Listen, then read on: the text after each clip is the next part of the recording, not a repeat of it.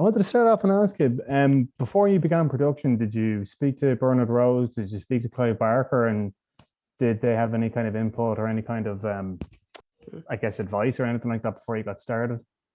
No, so by the time I had got hired on the film, Jordan and his producers had already done all of that groundwork. So, Right.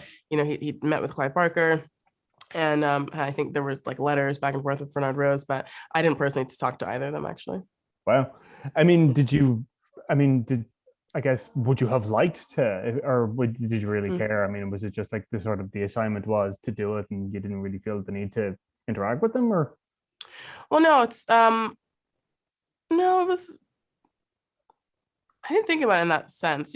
For me, Yeah. also it's interesting because at the end of the day, everyone really just wants to talk to Jordan about about these sorts of things, So, and a really useful way too. He was sort of like a defense wall for certain Sure. things, but in other ways was also like I got to really put my head down and Yeah. and do the work. And I didn't necessarily need advice or like sort of input, but it was really funny. I think Jordan said the one thing Clive, who apparently is incredibly gracious, said just like, I don't want it to be a bunch of kids, Yeah. Yeah. getting killed in the woods, which I thought was really fair.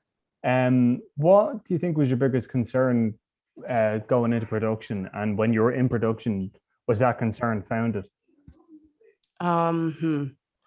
Biggest concern going into production was not having enough money or time. Wow. Or to be honest, and that happens to everyone. Yeah. And then just like throughout the entire process, it's like the balance between the horror, fun, entertainment of it and the truly traumatic things we're talking about. So Yeah. that's a battle you do all throughout the process, up until you're doing, like press and talking about the movie. Yeah. Looking back on it, I mean, do you have, I mean, obviously, like every director kind of would like more money or would like more time or like more kind of Mm. whatever. Um, is there anything kind of you feel watching Candyman back or if you've seen it back, that you would do differently or that you would possibly Mm. maybe approach a second time or Oh, do for you sure. even Yeah. Yeah, anything absolutely. specific? No, it's just, wanting to do things like that much better, have another week of the shoot, Yeah. amazing. Um, yeah, just being able to do this because it would be telling the same story, but just making sure it was just, and it's always things no one ever notices, but absolutely. Yeah. Going into and I no I don't want to harp on it too much, but like going into like Captain Marvel 2, I mean I would presume there are things you've learned on Candyman that you'll transfer over to that, yeah. Mm.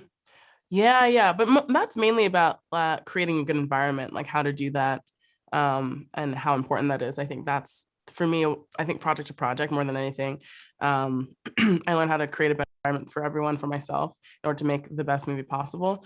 And then from a creative point of view, it's really honing that your instinct, your artistic instinct. That's been it's a journey every film, and so I think each movie you kind of get better and better at that. Yeah, you'd kind of like sharpen it, I guess, yeah. Yeah.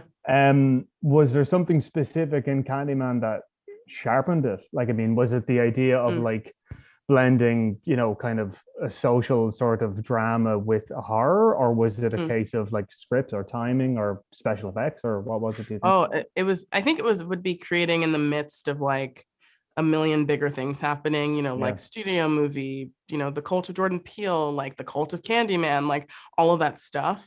And trying to remember and to stay true to myself as an individual filmmaker, while also incorporating like the amazing support of a studio and like the artistic and our like weight of Jordan, who I'm such a huge fan of, and who was yeah, so integral, obviously, to making me feel comfortable and to getting the best out of everyone.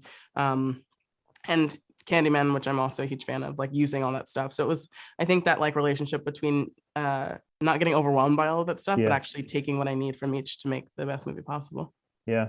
Would you, I mean, looking further into your career, I mean, would you see yourself revisiting horror like this, or do you think it's kind of like Mm. you've done one horror? Because like, I mean, there is that thing of like directors like they do horror at the earlier part of their career, and then Mhm, later on, mhm. then they move on. Do you think you'd go back to horror? Do you think Oh, for sure. I love horror. I've always loved horror. Absolutely. Definitely will. Yeah. anything specific you got in mind, or I I suppose have a what couple comes of in front of you? ideas, probably like a weird sort of you know, body horror. Wow, like David Cronenberg kind of thing, like. Say it again. Like a Cronenberg kind of thing, or yeah, Cronenberg meets like John Carpenter's The Thing sort of body horror. Wow, that's pretty cool. All right, I'm getting to wrap up there. So thanks for that. No, thank you. Candyman. Anthony, no. Candyman. Stop. I don't want to get creeped out in my new apartment before bed. Candyman. Black people don't need to be summoning.